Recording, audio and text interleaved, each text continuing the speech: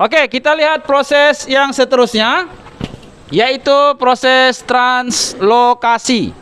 Oke, cikgu sudah bagi tahu kamu, translokasi adalah proses pengangkutan. Oke, proses pengangkutan ini memerlukan dua jaringan. Jaringan yang pertama dipanggil xylem, jaringan yang kedua dipanggil phloem, dan kedua ini mempunyai fungsi masing-masing. Oke, apakah fungsi xylem? Xylem adalah mengangkut air. Mengangkut air daripada akar, hasil penyerapan, proses penyerapan, mengangkut air ke seluruh bagian tumbuhan.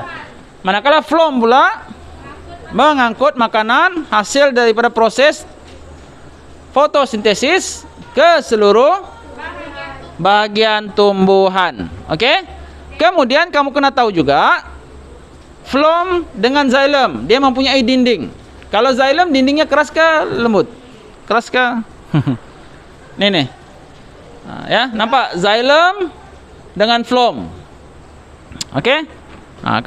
Kalau xylem keras. Kalau phloem nipis ya. Phloem nipis. Oke? Dan satu lagi, dengan adanya xylem maka dia boleh menguatkan batang ya, menguatkan batang tumbuhan. Oke, tak apa. Kita teruskan kepada yang terakhir, yaitu proses respirasi. Oke, proses respirasi kita sudah bincangkan tadi sedikit demi sedikit, yaitu satu proses yang menghasilkan tenaga dan proses yang menghasilkan karbon dioksida. Ya, di mana proses respirasi ini berlaku di struktur sitoplasma. Di dalam struktur sitoplasma itu ada satu struktur lagi yang kita panggil sebagai struktur mitokondria. Oke, respirasi itu berlaku di situ, ya. Dan ada dua jenis respirasi yang berlaku. Ada dua jenis respirasi yang berlaku, yaitu satu dipanggil respirasi aerobik, satu dipanggil anaerobik. Yang aerobik menggunakan oksigen, yang anaerobik tidak menggunakan oksigen. Oke?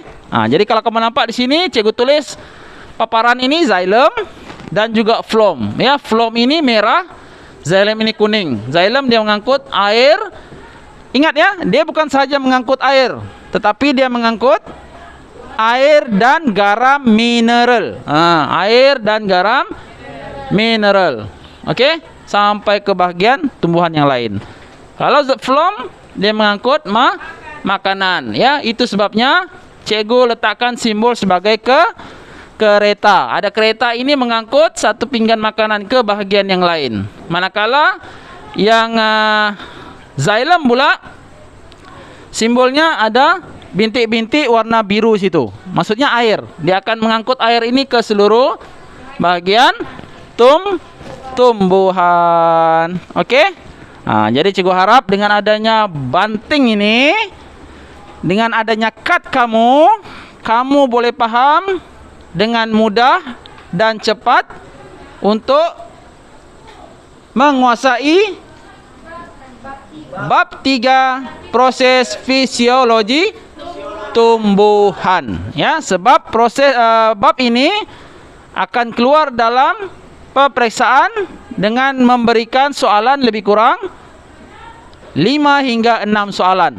Ya, dan bagian B dia akan memberikan 1 soalan. Markah yang terlibat memang banyak, ya. Kalau bagian B lebih kurang dalam 10 markah macam tu, ya. Kalau bagian E dalam lebih kurang 20 markah. Jadi kamu sedikit sebanyak kena paham yang ini, dan kena paham juga kaitan di antara semua proses. Ya, semua proses. Daripada proses fotosintesis, apa kaitannya dengan respirasi? Apa kaitannya dengan transpirasi? Apa kaitannya dengan translokasi? Dan apa kaitannya dengan proses penyerapan? Oke? Oke. Jadi cikgu harap bila kamu sudah buat latihan pengukuhan itu, dan juga kamu buat kertas lembaran pohon ajaib yang kosong itu, kamu buat, insya Allah kamu boleh jawab dalam soalan, supaya kamu boleh ingat.